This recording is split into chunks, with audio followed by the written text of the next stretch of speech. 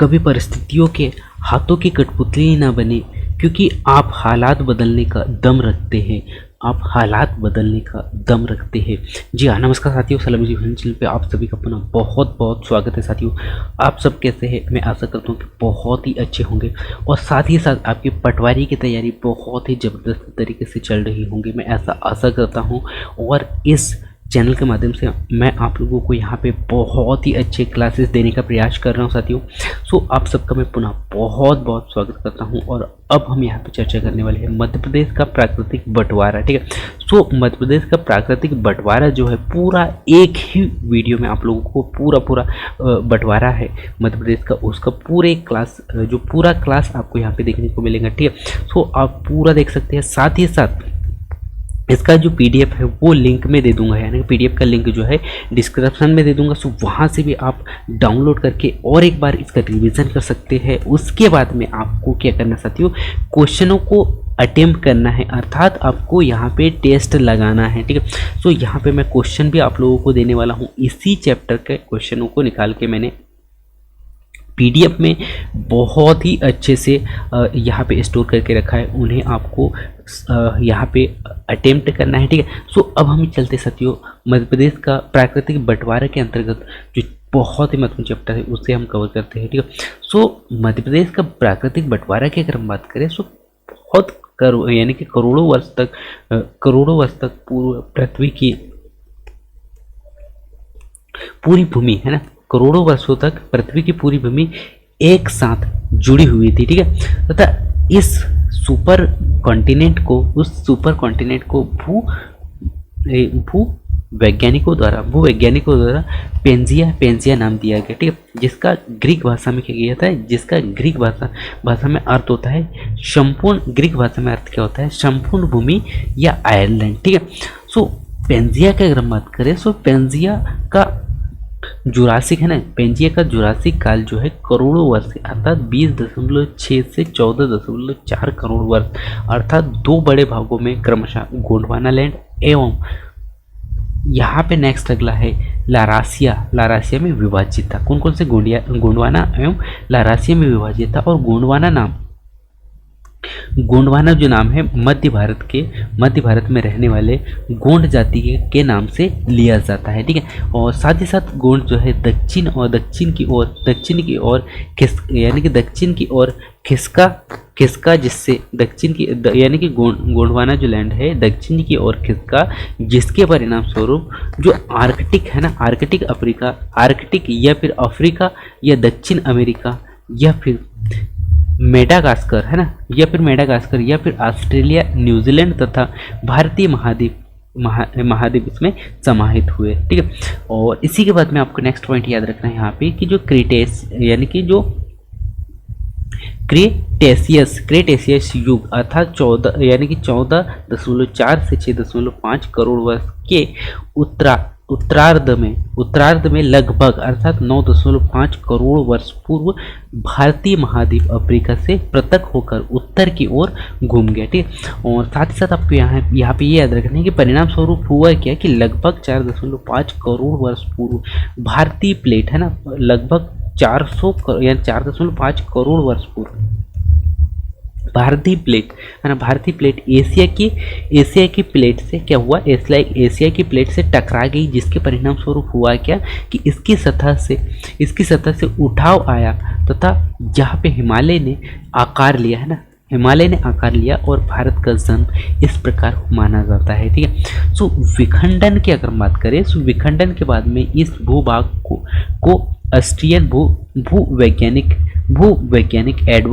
Edward सास ने अपनी पुस्तक the face of the earth अर्थात पृथ्वी का चेहरा में गोंडवाना का उल्लेख मिलता है या गोंडवाना का उल्लेख किया, जिसका अर्थ क्या होता है, गोंडों की भूमि। ठीक है, सो मैं उम्मीद करता हूँ कि मैंने अभी तक जो पॉइंट आप लोगों को यहाँ पे बताने का प्रयास किया वो बहुत ही अच्छे से समझ में आया होगा।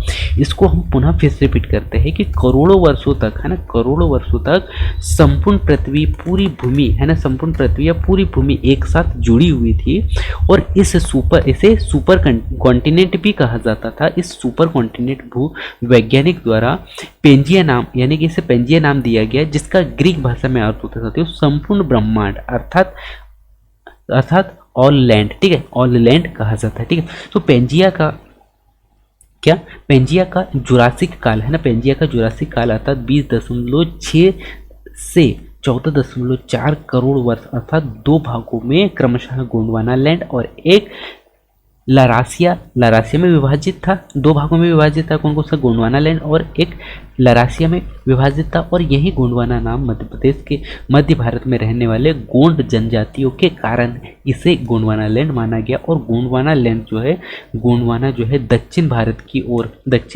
ओर किसका, गोंडवाना लैंड दक्षिण भारत की ओर किसका, जिसमें आर्कटिक, अफ्रीका, दक्षिण अमेरिका, मेगाकास्कर या फिर ऑस्ट्रेलिया, न्यूजीलैंड तथा भारतीय महाद्वीप इसमें समाहित हुए, ठीक है। और यहीं पे यानी कि क्या हुआ, क्रीटेशियस युग जो कि 14.4 से 6.5 करोड़ वर्ष के उत्तरार्ध, यानी कि ऐसा उत्तरार्ध में लगभग 9.5 करोड़ वर्ष पूर्व भारतीय महाद्वीप अफ्रीका से पृथ्वी से यानी कि पृथक होकर क्या उत्तर की ओर घूम गए, ठीक है।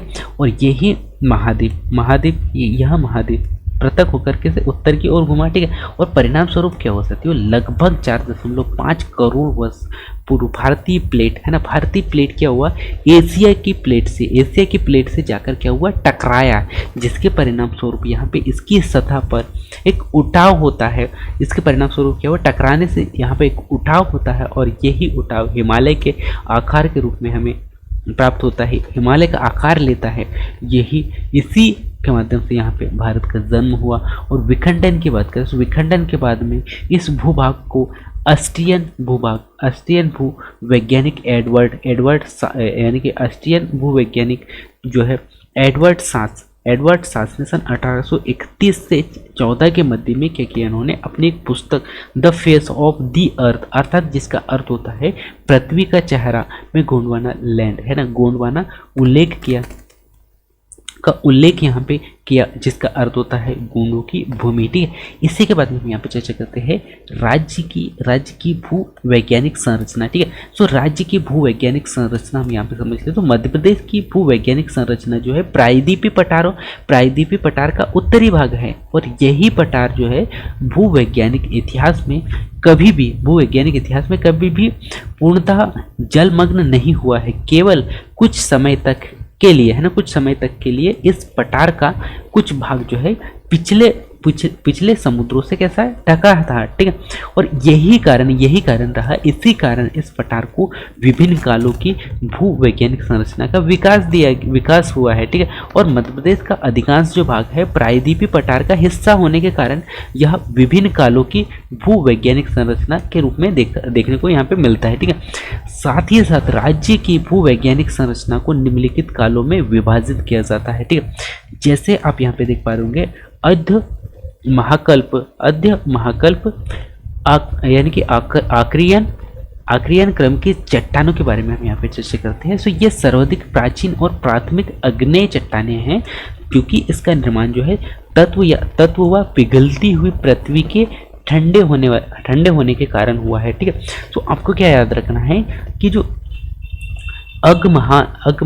यानी कि महाकल्प आर्कियक क्रम की जो चट्टानें हैं, ये सर्वाधिक कैसे प्राचीन और प्राथमिक आग्नेय चट्टानें हैं, क्योंकि इनका जो निर्माण किससे, तप्त या पिघली हुई पृथ्वी के ठंडे होने से के दौरान यहाँ पे इनका निर्माण हुआ है, ठीक है।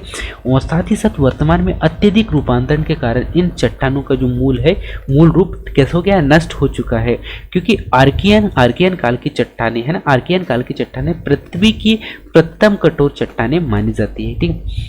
इसी के बाद में यहाँ पे आपको ये याद रखना है कि इन प्रारंभिक चट्टानों में जीवाश्म के अवशेष नहीं पाए जाते हैं, क्योंकि तत्कालिक समय में पृथ्वी पर जीवन का विकास नहीं हुआ था तथा मध्य प्रदेश में इस काल को चट्टान यानी कि मध्य प्रदेश में इस काल की जो चट्टानें हैं बुंदेलखंड निच के रूप में बुंदेलखंड क्षेत्र में यह देखने को मिलता है। ठीक है, तथा मध्य प्रदेश का जो विस्तार है कैसा है, सर्वाधिक है। ठीक है, इसमें मध्य प्रदेश का विस्तार कैसा है, सर्वाधिक है। ठीक है, यहीं पे हम अगर बात करें साथियों धारवाड़ क्रम की जो चट्टाने की अगर हम बात करें, तो धारवाड़ क्रम की जो चट्टाने हैं, इन चट्टानों का जो निर्माण है कैसे, ऑर्गियन क्रम की चट्टानों के अपरदन या निक्षेपण के कारण हुआ है। ठीक है, इसीलिए इन्हें क्या कहा जाता है, औषधि चट्टाने भी कहा जाता है। और ये सबसे प्राचीन औषधि चट्टाने हैं और इन चट्टानों में जीवाश्म नहीं पाए जाते हैं। क्या जीवाश्म नहीं पाए जाते हैं?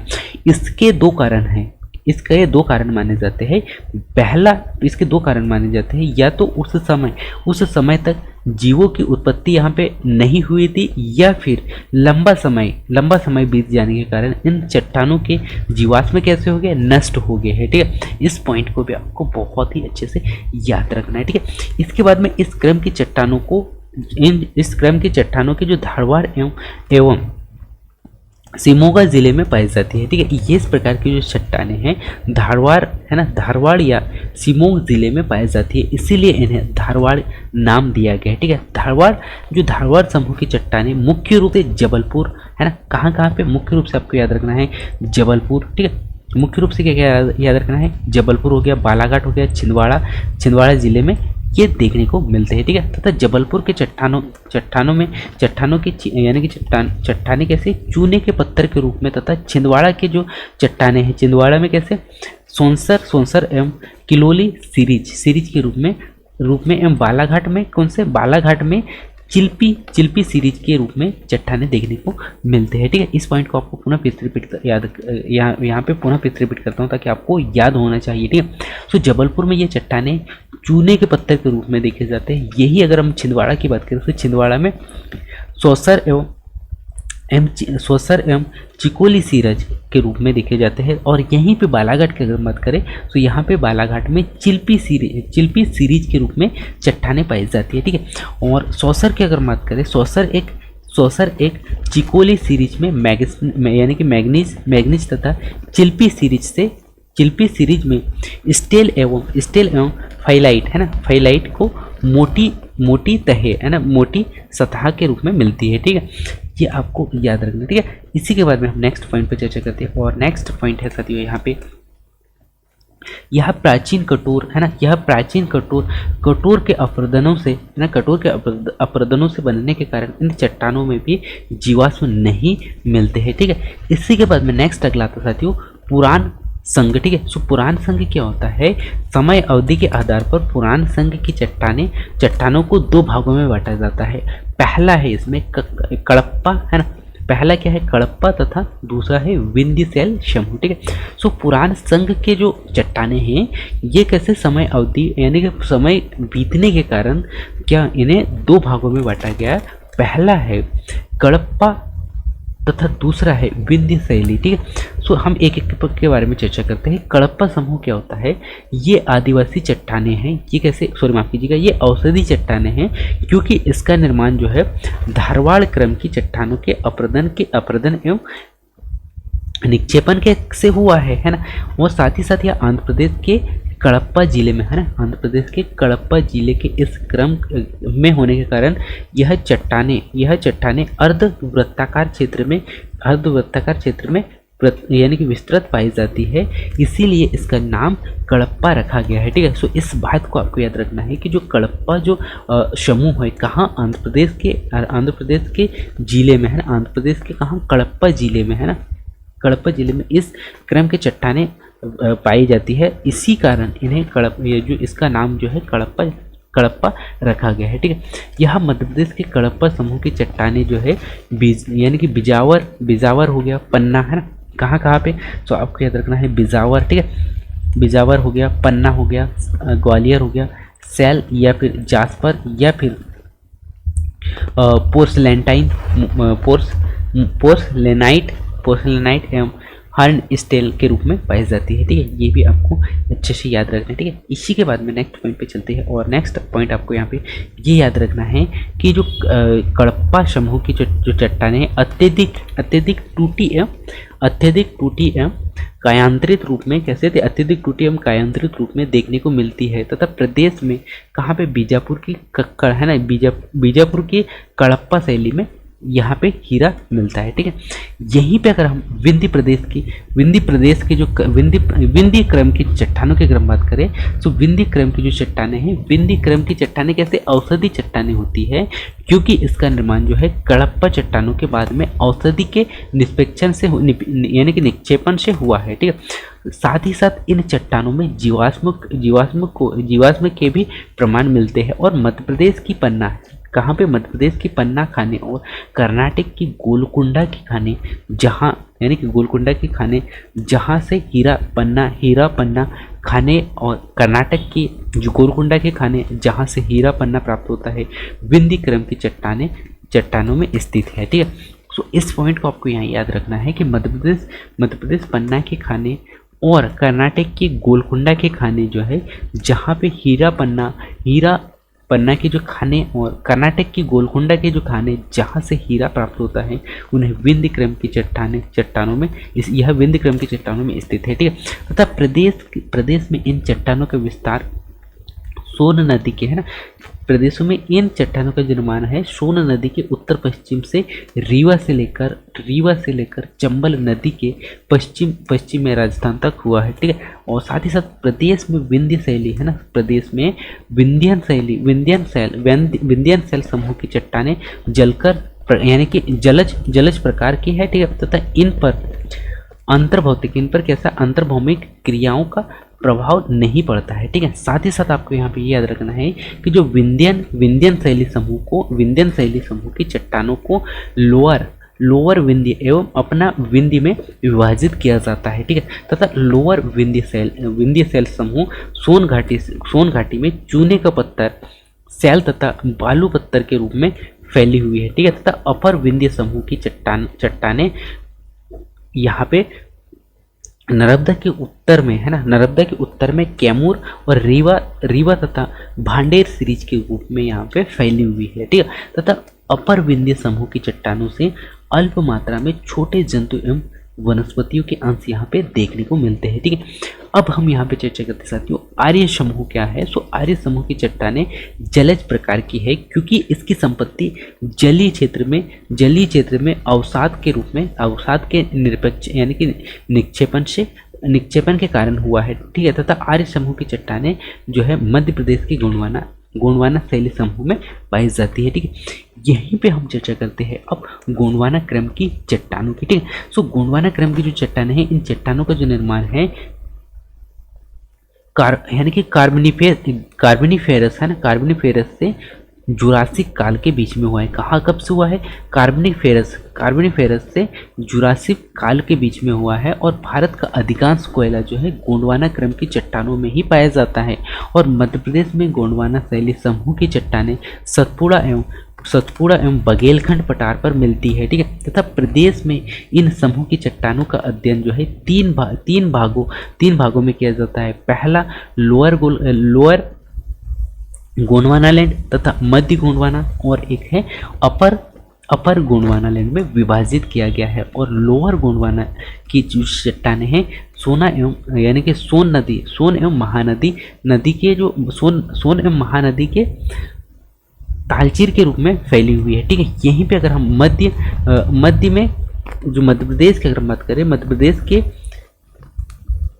पेंच घाटी है, मध्य प्रदेश के पेंच घाटी है, मोहपानी के जो कोयला है, कोयला क्षेत्र इसी समूह के चट्टानों में स्थित है। ठीक है, यहीं पे अगर हम प्रदेश के मध्य गोंडवाना की अगर बात करें, तो प्रदेश के मध्य गोंडवाना समूह की जो चट्टानें हैं सतपुड़ा के चारों ओर अर्थात पंचेत, पचमढ़ी, देनवा एवं बागरा मिलती है। ठीक है, तथा मध्य प्रदेश जो है, मध्य प्रदेश गोंडवाना यानी कि मध्य गोंडवाना समूह की चट्टानों में बालू तथा पत्थर यानी कि बालू तथा पत्थर मिला है। मिलता है, ठीक है। और साथ ही साथ अपर गोंडवाना समूह की जो चट्टानों में बालू एवं चूने के पत्थर एवं शैल्य कोयले का जो वनस्पति पदार्थ मिलते हैं, ठीक है। यहीं पे आपको यहाँ पे याद रखना है क्रिटेशन कल्प क्या होती है। जो क्रिटेशन कल्प जो है प्रदेश के क्रिटेशन कल्प की चट्टानें जो है बाघ सीरीज एवं लमेटा सीरीज के रूप में पाई जाती है। कैसे पाई जाती है? बाघ सीरीज एवं लमेटा सीरीज के रूप में हमें यहाँ पे देखने को मिलता है। और जो क्रिटेसस कल्प की चट्टानों में सिलिका जो है मिश्रित चूने के पत्थर एवं बालू पत्थर एवं ग्रिट एवं क्ले तथा जीवाश्म के अवशेष के रूप में पाया जाता है, ठीक है। सो आपको यहाँ पे ये बहुत अच्छे से याद रखना है। इसके बाद में हम अगले पॉइंट पे चलते हैं और नेक्स्ट पॉइंट तृतीय शैली के समूह की बात करते हैं। सो तृतीय शैली के समूह क्या होती है? तृतीय शैली के समूह की चट्टानें जो है दक्षिण मध्य प्रदेश में स्थित है। कहाँ पे? सो दक्षिण मध्य प्रदेश में स्थित है। और प्रदेश में तृतीय काल में नर्मदा सोनघाटी का निर्माण हुआ था और यहीं पे उत्तरी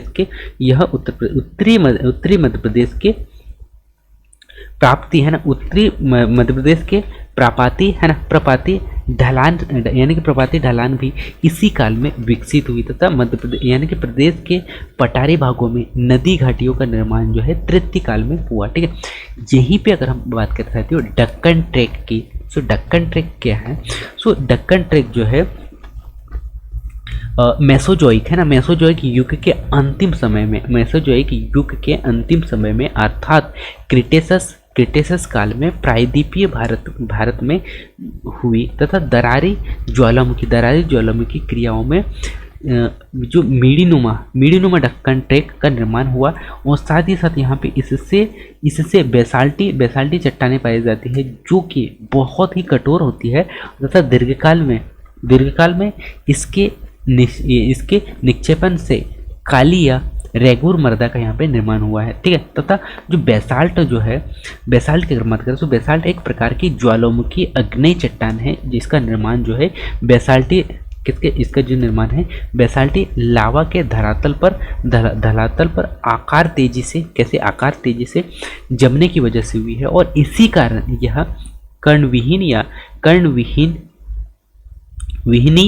विहीन या फिर गैर रवेदार के रूप में पाई जाती है। यह चट्टानें जो है काले भूरे रंग की होती है और यह चट्टान सूक्ष्म कणों से बनी हुई है। और इसी प्रकार की चट्टानें मेंटल में यानी कि जो इसी प्रकार की जो चट्टानें हैं मेंटल के पिघलने की वजह से बनती है। और इसका प्रयोग जो है मूर्तियां बनाने में होता है। साथ ही साथ निष्कायांतरित सेल का एक प्रकार है। और यहाँ पे जो है अग्नेय एवं तापीय सेलों में ताप एवं दाब के कारण परिवर्तन या फिर रूपांतरण हो जाने से कायांतरित शैली का निर्माण होता है जिसका निशा का निर्माण यानी कि इस नीस का निर्माण ग्रेनाइट से होता है, ठीक है। यहीं पे हम नेक्स्ट अगले पॉइंट पे चर्चा करते हैं गाद या फिर सिल्ट की, ठीक है। सो क्वार्टज और फील्ड स्पार है ना, क्वार्टज और फील्ड स्पार खनिजों के उत्पन्न कणिकामय पदार्थ जो कि कणिकामय पदार्थ को गाद कहा जाता है। इसके कारण ही इसके कणों का आकार जो है बालू की चोटी किंतु मुक्तिका से बड़ी होती है। यह भूमि के रूप में यह जल में घुले अवसाद के रूप में हो सकती है। यह नदियाँ तालाबों आदि की तली में भी जमी हो सकती है, ठीक है। और नेक्स्ट आपको याद रखना है कि चट्टानों और अन्य धात्विक पदार्थ विविध प्रकृति और प्राकृतिक संसाधनों से टूट या फूटकर बाजीर बालू गाद या फिर चिकनी मिट्टी का रूप ले लेता है। यदि टुकड़े हुए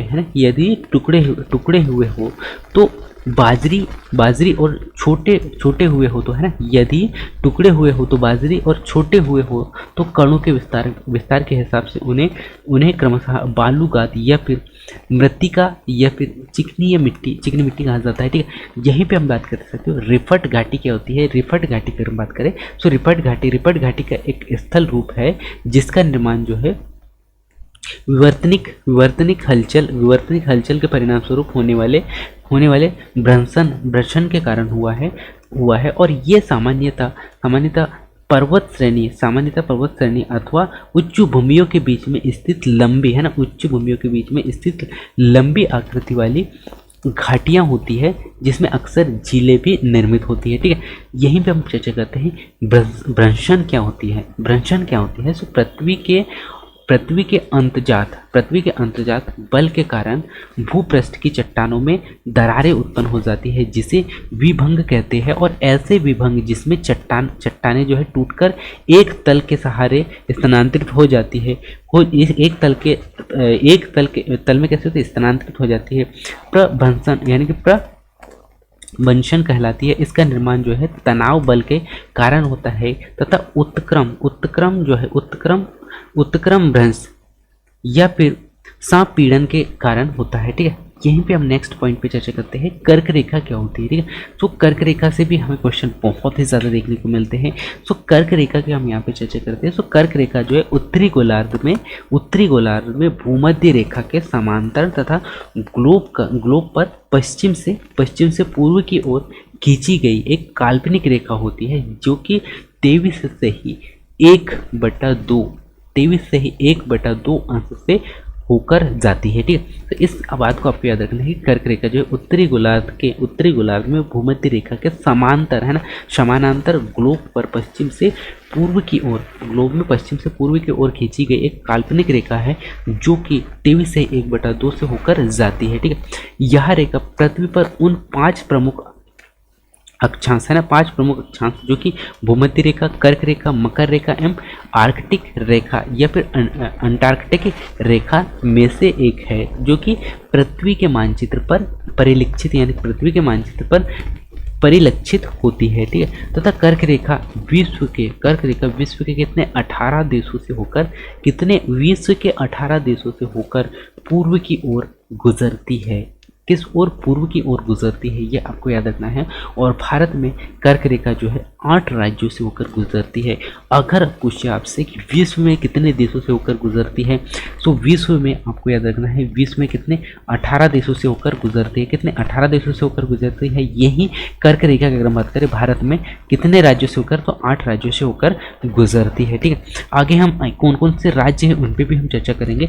सो आपको अभी तो मेन पॉइंट ये याद रखना है कि कितने 18 विश्व में 18 देशों से होकर गुजरती है, और साथ ही साथ भारत के कितने 8 राज्यों से होकर गुजरती है। और भारत का विश्व में यानी कि अधिकांश जो भाग है कर्क रेखा के उत्तर में स्थित है। ठीक है, और यहाँ उत्तर प्रदेश के उज्जैन में है ना, उत्तर प्रदेश के उज्जैन से कर्क रेखा गुजरने के कारण ही जो जयपुर में महाराजा जयसिंह द्वितीय ने जयंत है ना जंतर मंतर वेधशाला स्थापित की थी। ठीक, तो आपको क्या याद रखना है, मध्य प्रदेश के उज्जैन में कर्क रेखा गुजरने के कारण उज्जैन जिले से कर्क रेखा होकर गुजरने के कारण ही जयपुर के एक महाराजा जयसिंह द्वितीय ने जंतर मंतर वेधशाला स्थापित किया। सो आपको ये क्वेश्चन पूछा जा सकता है कि जंतर मंतर वेधशाला किसने स्थापित किया था। सो यहाँ पे जो जयपुर के महाराजा जयसिंह द्वितीय ने इसका निर्माण करवाया था। और यह जो है खगोल शास्त्र के अध्ययन तथा काल गणना के लिए सटीक स्थान माना जाता है। इसीलिए यह अधिकतर हिंदू पंचांग निकलते हैं। ठीक है, ये भी आपको याद रखना है। और कर्क रेखा प्रदेश के कितने 14 जिलों से होकर गुजरती है। ठीक है, कितने 14 जिलों से होकर गुजरती है। ठीक, सो पहला पॉइंट तो आपको ये याद रखना है कि 18 देशों से होकर गुजरती है, और भारत में 8 राज्यों से होकर गुजरती है। यहीं पे अगर हम बात करें सो मध्य प्रदेश में कितने जिलों से होकर गुजरती है, तो 14 जिलों से होकर गुजरती है। और उन जिलों को भी हम यहाँ पे चर्चा करते हैं। सो वो जिले कौन कौन से हैं साथियों, सो वो ज़िले आपको यहाँ पे याद रखना है कौन कौन सा। सो यहाँ पे है रतलाम हो गया, उज्जैन हो गया, यानी कि उज्जैन हो गया, उसके बाद में आगर हो गया, उसके बाद में राजगढ़, सीहोर, भोपाल, विदिशा, रायसेन, सागर, दमोह, जबलपुर, कटनी, उमरिया, शहडोल शहडोल से होकर गुजरती है। ठीक है, तो ये आपको 14 ज़िले याद रखना है इससे, क्योंकि इससे क्वेश्चन पूछा जा सकता है। मध्य प्रदेश का भोपाल संभाग जो है, मध्य प्रदेश का भोपाल संभाग प्रदेश का एकमात्र ऐसा संभाग है जिसमें 5 जिले हैं ना, जिसके 5 जिलों जो कि भोपाल, सीहोर, राजगढ़, विदिशा और रायसेन से होकर करके देखकर गुजरती है। ठीक है, सो आपको क्या याद रखना है, एक बहुत ही महत्वपूर्ण पॉइंट ये याद रखना है यहाँ पे कि मध्य प्रदेश का एक भोपाल संभाग ऐसा संभाग है जिसके पूरे 5 संभाग, यानी कि पूरे संभाग के पूरे जो जिले हैं, है ना, के कितने 5, यानी कि इस संभाग के 5 जिले जो कि भोपाल, खुद स्वयं भोपाल हो गया, सीहोर, राजगढ़, विदिशा और रायसेन से होकर क्या करती है, कर्क रेखा गुजरती है। तथा 8 राज्य कौन कौन से हैं, जैसे कि मैंने पहले आपको बताया था 8 राज्यों के बारे में भी हम यहाँ पे चर्चा करने वाले हैं। तो पहला राज्य है राजस्थान, मध्य प्रदेश, छत्तीसगढ़, झारखंड, है ना। कौन कौन सा है, तो आपको याद रखना है कौन कौन से, ये कौन कौन से राज्य है जो कि 8 राज्यों से होकर गुजरता है। राजस्थान हो गया, मध्य प्रदेश, छत्तीसगढ़, झारखंड, पश्चिम बंगाल एवं त्रिपुरा और मिजोरम में है। ये ऐसे राज्य है जिनसे होकर कर्क रेखा गुजरती है और उनकी संख्या कितनी है, 8 है। यहीं पे अगर हम विश्व की बात करें तो विश्व के कितने 18 देशों से होकर गुजरती है। ठीक है, और इन रेखाओं की कर्क रेखा, इन रेखा की कर्क रेखा इसीलिए कहते हैं, इन्हें कर्क रेखा इसीलिए कहा जाता है क्योंकि जून क्रांति, है ना, जून क्रांति के समय में सूर्य की स्थिति कैसे हो जाती है, सूर्य की स्थिति कर्क राशि में होती है। सूर्य की स्थिति कैसे होती है, कर्क राशि में होती है, इसी कारण इसे कर्क रेखा भी कहा जाता है। ठीक है, इसी के बाद में हम यहाँ पे चर्चा करते साथियों, आपको नेक्स्ट अगला पॉइंट याद रखना पड़ेगा। मध्य प्रदेश की भौगोलिक स्थिति में हम देखेंगे मध्य प्रदेश भारत को सामान्यतः है कितने 3 विशाल प्राकृतिक भागों या उत्तरी वर्तमान, यानी कि उत्तरी वर्णमाला या फिर हिमालयी भाग या फिर मध्य का गंगा सिंधु का मैदान एवं दक्षिण के दक्कन का पठार के रूप में यहाँ पे बांटा गया है। ठीक है, सो आपको यहाँ पे ये देखना है कि प्राकृतिक रूप से इस वर्गीकरण में 2 मध्य प्रदेश है ना, कितने 2 मध्य प्रदेश दक्कन के पठार के उत्तरी भाग में स्थित है और यहाँ उत्तर के मैदान और दक्षिण के पठारों के बीच में एक अवरोध भूभाग है। ठीक है, मतलब मध्य प्रदेश की उत्तरी सीमा जो है गंगा यमुना की दक्षिण सीमा से यानी कि दक्षिण सीमा से लगभग कैसा है, समानांतर है। ठीक, तो आपको ये याद रखना है कि मध्य प्रदेश का उत्तरी जो सीमा है, मध्य प्रदेश का उत्तरी सीमा गंगा यमुना है ना, गंगा यमुना दक्षिण सीमा से दक्षिणी सीमा के लगभग कैसा है, समानांतर है तथा रचना की दृष्टि से मध्य प्रदेश जो है प्रायद्वीपीय पठार का हिस्सा माना जाता है। ठीक, तथा राज्य की उत्तरी सीमा जो है चंबल नदी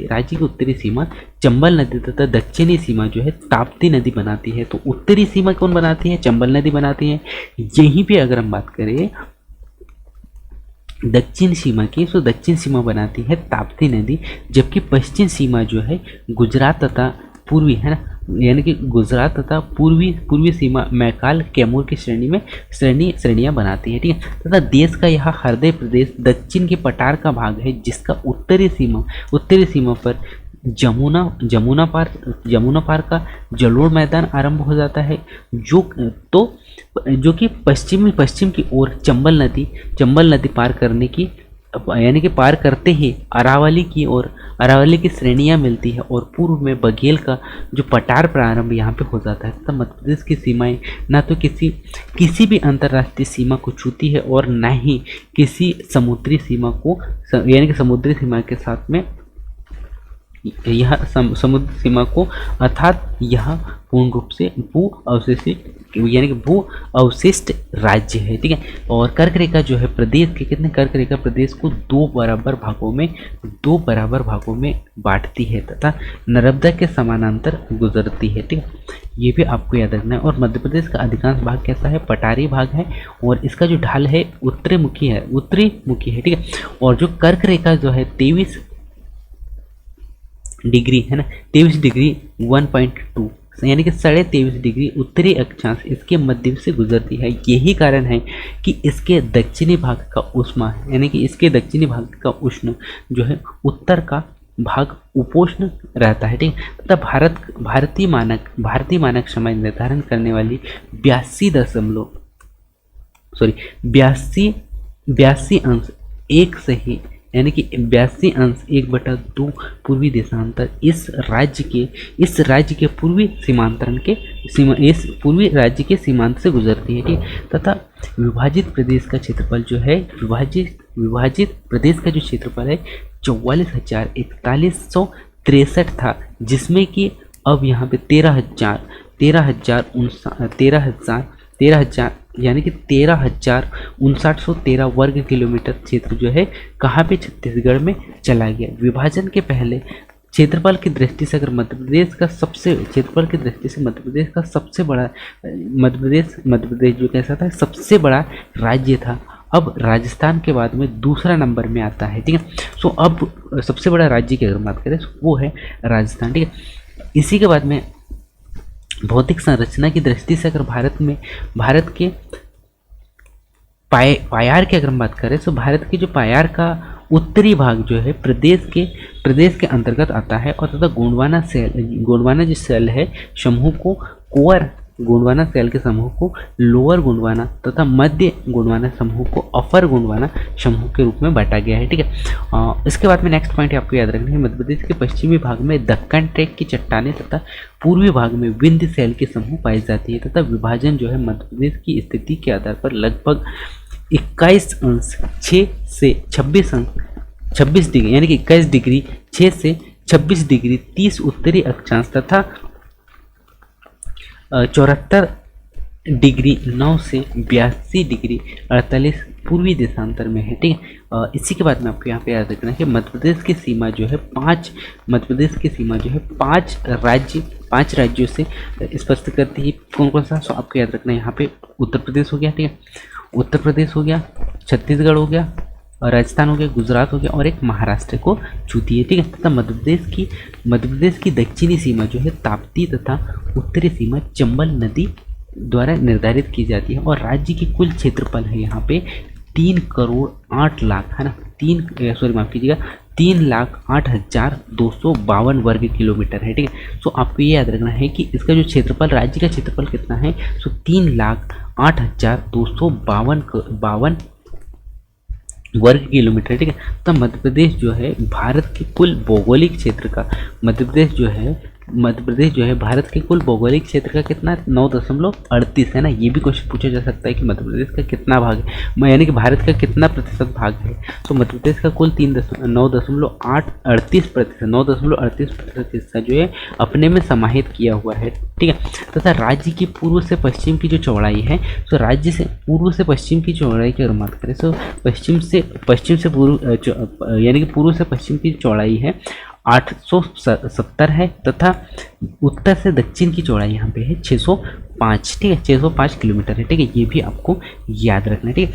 इसी के बाद में मध्य प्रदेश की सीमा जो है, मध्य प्रदेश की सीमा से लगने वाले विभिन्न राज्य एवं जिले जो हैं उनके बारे में भी हम यहाँ पे अच्छे से चर्चा कर लेते हैं, ठीक है।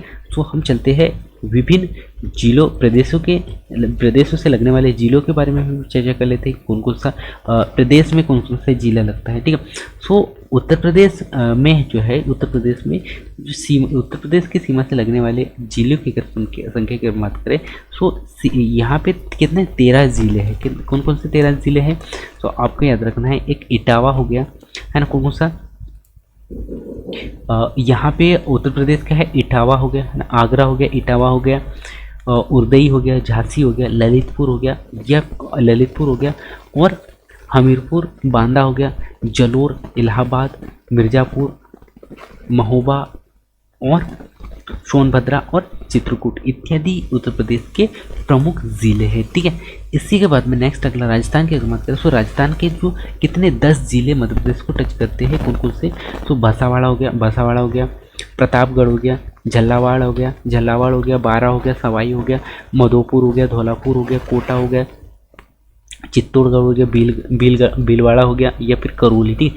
इन नामों को आपको बहुत ही अच्छे से याद रखना चाहिए। और उसके बाद महाराष्ट्र की अगर बात करें, तो महाराष्ट्र के कितने 9 जिले मध्य प्रदेश को टच करते हैं। भुसावल हो गया, धुले हो गया, अमरावती हो गया, और उसके बाद में नगरपुर यानी कि नागपुर हो गया, भंडारा हो गया, यानी कि बुल्ढाना हो गया, उसके बाद में जलगांव या फिर सॉरी नंदरबार हो गया या फिर गोंदिया, ठीक है। इसी के बाद में हम छत्तीसगढ़ की बात करें तो छत्तीसगढ़ के कितने 7 जिले टच करते हैं मध्य प्रदेश को? सूरजपुर हो गया, सूरजपुर, कोरिया, मगेली, बिलासपुर, कबीरधाम, उसके बाद में बलरामपुर और यानी कि और कौन कौन सा है? राजनंदन यानी कि राजनंदागांव, ठीक है, राजनंदगांव, ठीक है। इसी के बाद में गुजरात के कितने 2 जिले टच करते हैं और गुजरात के कौन से 2 जिले हैं? तो आपको याद रखना है बड़ोदरा एवं दाहोद, ठीक है। इसी के बाद में हम यहाँ पे चर्चा करते हैं कि मध्य प्रदेश के ऐसे कितने जिले हैं जो कि पड़ोसी राज्यों को स्पर्श करती है। सो मध्य प्रदेश के कुल जिले हैं 13 जो है उत्तर प्रदेश को टच करती है और यहीं पे हमने क्या देखा था, उत्तर प्रदेश के जो 13 जिले मध्य प्रदेश को टच करती है, जबकि मध्य प्रदेश के कितने 13 जिले कहाँ उत्तर प्रदेश को टच करती है। सो उनके नाम क्या क्या है? भिंड हो गया, मुरैना हो गया, दतिया, शिवपुर, अशोकनगर, सागर, निवाड़ी, टीकमगढ़, छतरपुर, पन्ना, सतना, रीवा एवं सिंगरौली, ठीक है। यहीं पे अगर हम राजस्थान की बात करें तो राजस्थान में भी कितने 10 जिले जो कि मध्य प्रदेश को टच करते हैं और यहीं पे मध्य प्रदेश के कितने 10 जिले जो है राजस्थान को टच करते हैं। सो राजस्थान को टच करने वाले जिले हैं झाबुआ, सतलज, मंदसौर, नीमच, आगर, राजगढ़, गुना, शिवपुरी, श्योपुर, मुरैना, ठीक है। इसी के बाद में महाराष्ट्र की बात करें तो महाराष्ट्र के कितने 9 जिले टच करते हैं। कौन कौन से 9 जिले? अलीराजपुर हो गया, बड़वानी हो गया, खरगोन, खंडवा, बुरहानपुर, बैतूल और छिंदवाड़ा, सिवनी, बालाघाट, ठीक है। और इसी के बाद में नेक्स्ट अगला पॉइंट है यहाँ पे गुजरात, ठीक है। तो गुजरात के भी जो जिले हैं मध्य प्रदेश को कितने 2 जिले टच करते हैं और यहीं पे मध्य प्रदेश के 2 जिले गुजरात को टच करते हैं जो कि झाबुआ और अलीराजपुर है, ठीक है। ये हमने सीमावर्ती जो जिले हैं उन पे चर्चा की है। और फिजियोग्राफी मैप ऑफ इंडिया में मध्य प्रदेश को 3 वृहद देशों में बांटा गया है जो कि क्रमशः मध्य प्रदेश है ना, सॉरी मध्य उच्च प्रदेश या पूर्व पठार तथा उत्तरी दक्कन के नाम से भी इसे जाना जाता है, ठीक है। और प्रदेश के कितने 7 प्राकृतिक भाग जो कि क्रमशः मध्य भारत का पठार जो कि बुंदेलखंड का पठार या मालवा का पठार या फिर रीवा पन्ना का पठार, नर्मदा, सोनघाटी या सतपुड़ा मैकाल की श्रेणी तथा बघेलखंड का पठार इत्यादि यहाँ पे है, ठीक है। यहीं पे हम यहाँ पे चर्चा करते हैं मध्य प्रदेश के प्राकृतिक भाग की, ठीक है। सो मध्य प्रदेश के प्राकृतिक भाग की अगर हम बात करें सो दक्षिण से नर्मदा है ना, दक्षिण में नर्मदा सोनघाटी है ना, दक्षिण में नर्मदा सोनघाटी और पूर्व में कैमूर के कंगार है ना, कैमूर के कगार एवं पश्चिम में अरावली श्रेणी के बीच में स्थित एक त्रिभुजाकार पठार को मध्य उच्च भूमि के नाम से भी जाना जाता है। तब मध्य प्रदेश में सर्वाधिक विस्तृत मध्य प्रदेश है जो कि विभिन्न पठारों की संयुक्त संरचना है तथा इसके 5 भाग हैं। कौन कौन से? 5 मध्य प्रदेश के प्राकृतिक भाग में 5 कौन कौन से भाग है? तो अब हम यहाँ से करते हैं मध्य उच्च यानी कि मध्य उच्च प्रदेश हो गया और एक भाग बढ़ता है मैकाल यानी कि सतपुड़ा मैकाल श्रेणी में और एक पूर्वी पठार श्रेणी में, ठीक है। सो पूर्वी पठार श्रेणी के अंतर्गत हम बढ़ते हैं बघेलखंड को और यहीं पे जो मध्य उच्च प्रदेश के अंतर्गत हम देखते हैं मध्य भारत का पठार कितने 5 भागों में विभाजित होता है। मध्य भारत का पठार, बुंदेलखंड का पठार, मालवा का पठार, रीवा पन्ना का पठार और एक नर्मदा सोन का पठार, ठीक है। सो आप यहाँ पे देख पा रहे होंगे मध्य भारत का जो पठार है और बुंदेलखंड का पठार भी आप देख पा रहे होंगे, रीवा पन्ना का पठार, उसके बाद बघेलखंड का पठार, सतपुड़ा में पर्वत श्रेणी आप यहाँ पे देख पा रहे होंगे और मालवा का पठार है, ठीक है। इसी के बाद नेक्स्ट अगले पॉइंट पे चर्चा करते हैं मध्य भारत का पठार पे, ठीक है। सो मध्य भारत के पठार की अगर हम बात करें यहाँ पे साथियों, सो मध्य प्रदेश का मध्य भारत का जो पठार है यह स्थिति के आधार पर 24 डिग्री 10 से 26 डिग्री है ना, 24 डिग्री 10 से 26 डिग्री 48 उत्तरी अक्षांश तथा 74 डिग्री 50 से 79 डिग्री 10 पूर्वी देशांतर है, ठीक है। तथा भौगोलिक स्थिति जो है मध्य भारत का पठार मालवा के पठार के पूर्वोत्तर में तथा मध्य प्रदेश के उत्तरी तथा उत्तर पश्चिम में स्थित है, ठीक है, तथा यह दक्षिण के मालवा का पठार, पश्चिम के राजस्थान है ना, पश्चिम के कहाँ, राजस्थान, उत्तर के यमुना का मैदान तथा पूर्व में बुंदेलखंड की भूमि से घिरा हुआ है, ठीक है, तथा इसकी औसतन ऊंचाई है साथियों 300 से 500 मीटर, ठीक है। सो इन पॉइंटों को आपको बहुत ही अच्छे से याद रखना होगा, ठीक है। सो मैं उम्मीद करता हूँ साथियों कि आप पूरे हर एक पॉइंट को बहुत ही अच्छे से आप यहाँ पे याद रख पा रहे होंगे, ठीक है। सो हम यहाँ पे इसी पार्ट को हम आगे कवर करेंगे साथियों, क्योंकि यहाँ पे जो क्लासेस काफ़ी लंबा हो रहा है, ठीक है। सो मैं उम्मीद करता हूँ कि आपको बहुत ही अच्छा लगा होगा और इसी का नेक्स्ट अगला पार्ट हम यहाँ पे कवर करेंगे, जो कि मध्य प्रदेश के प्राकृतिक भागों को लेकर हम यहाँ पे चर्चा करेंगे और पूरे भागों को हम यहाँ पे पूरा डिटेल से हम यहाँ पे चर्चा करेंगे, ठीक है। सो मिलते हैं अगले क्लास में, तब तक जय हिंद, वंदे मातरम।